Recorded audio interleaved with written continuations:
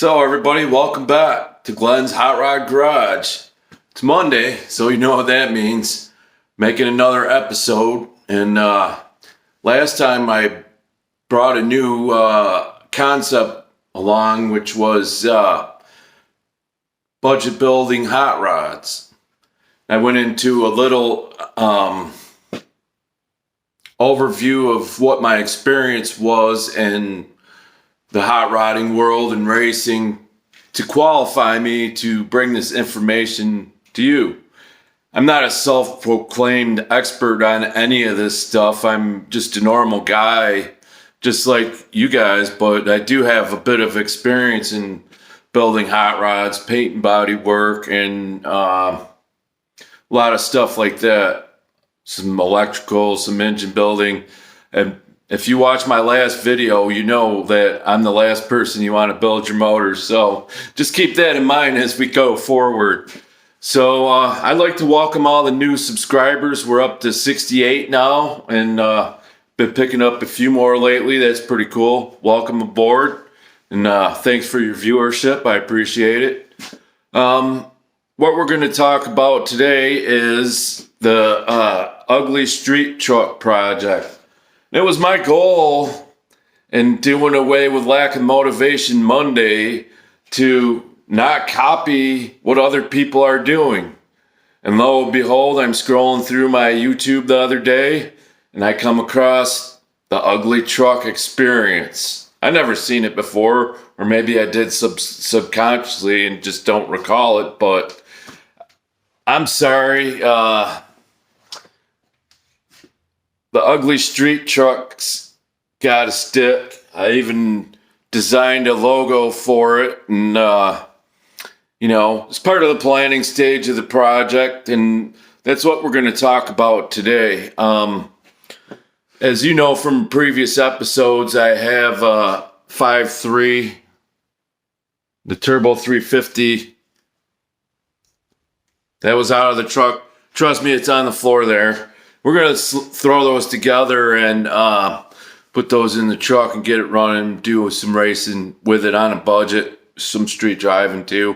I went in a glove box today. Usually there's an identification sticker to identify what rear end and options the truck had, and was hoping to see what the gear ratio was. But maybe I'll do a short video on how to figure that out without getting into the rear end or... I keep saying that. One of my viewers told me that I say too much. So I'm working on that. But we'll get back to the conversation at hand here. So the rear end gear is unidentifiable at this moment. And I need to know that information because what I was doing some research on was I want to stab a cam and some valve springs in this and just throw it in there. Here's some resources that I use in my research to find stuff out about what I'm about to do. And here's 3, and I'll go over briefly with what they're about, and you could check them out on your own. These are all YouTube channels. So the first one is A Gearhead for Life. I've been following this guy for 6 or 7 years. He does pretty cool stuff with trucks. He hasn't posted much lately, but there we go again. Should we put a counter up there? Maybe we could make this into a drinking game. Every time Glenn says, you take a drink. Anyways, we have A Gearhead for Life. And what I grabbed from his YouTube page was... there is a video about making a standalone wiring harness for LS. It's pretty simple. You take 4 wires out of the fuse block to hook up.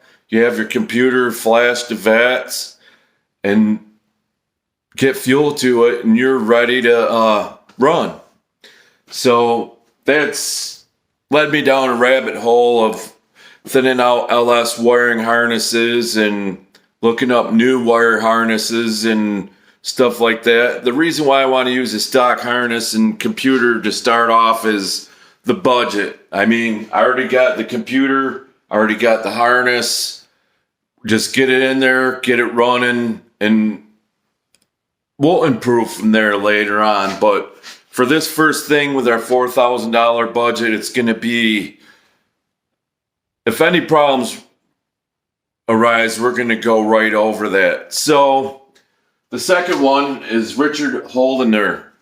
He's a former editor for a magazine, and he dyno tests different things. And he has hundreds of dyno tests of anything you can imagine, from LS's, of course, small block, big block Chevys. I believe he did a Cadillac motor. He's working on 2.2s. It's good stuff if you're into that techie engine, modification, learning stuff.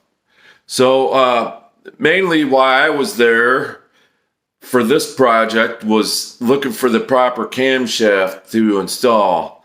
And there's 3 that I was looking at. One is from BTR. It's called Truck Norris camshaft. That seems to be the best cam for the application. However, cost might interfere with that. The second cam is another website, Sloppy Mechanics. Elgin Industries, which is a huge engine part manufacturer, ground a cam to this guy's specs. It's called Sloppy Stage 2, and it's quite popular. It made a pretty decent horsepower on the dyno, and they're pretty cheap on Amazon. So I have a Discover card that gives you 5% cash back from Amazon this month. And there's a kit on there that sells the Sloppy Stage 2 cam, the pack 12-18 springs, push rods, and accessories for a good price. And then on top of that, I get 5% back. So I'm going to order it unless you guys go and order them all before I get there. I want to wait till later in the month just to stretch my dollars out a little bit, with it being Christmas time and all. And that is the last website, was this, not YouTube channel, I'm sorry. That was the last YouTube channel I was going to bring up, was the Sloppy Mechanics. I caught wind of Matt over at Sloppy back in, I want to say 2008, off of yellowbullet.com. I used to be quite frequent in the forums over there. There's some good techie information and all around shenanigans if you're into that kind of thing. They have good technical sections for most anything you could think of car building. There's chassis, there's engines naturally aspirated, there's a wiring section. I haven't been on there much lately, but whenever I need to search for some techie kind of stuff, I kind of go over there. So I looked into the computer harness, I looked into the camshaft, and we're about to get started on this. For now, I'm going to use the stock manifolds on this to get running. Once we get it together and running, then I may change some stuff depending on how much the budget allows, and we'll go from there when we get there. And I want to go over this with you guys. I've never done an LS engine swap before. I've seen all this stuff on the internet, and it doesn't seem like it's that hard. I'm a mechanic on big trucks by trade, so I have mechanical ability and I have years of experience. I still claim not to be an expert, but follow along and we'll get this going. Christmas is coming up. I got a few days off. I like to get the engine and trans bolted together and set down in the truck. Eyeball some stuff with the exhaust manifolds. I seen a couple videos. It does not look like there's room to flip the manifolds around, which I was thinking of, and point them out in the front of the truck. So I want to get the engine mocked up in there and see what we have to do as far as that goes. So I'll get the engine and trans bolted together. I'll get the cam ordered, cam and valve springs. I got a little work to do on the S10, and I'm going to work on the Chris's S10 paint job project. So I might do a couple videos on that too. So we'll get back to you, and thanks for watching. Thanks for liking and subscribing in the comments. I appreciate the new subscriptions again. We'll see you next time. Peace.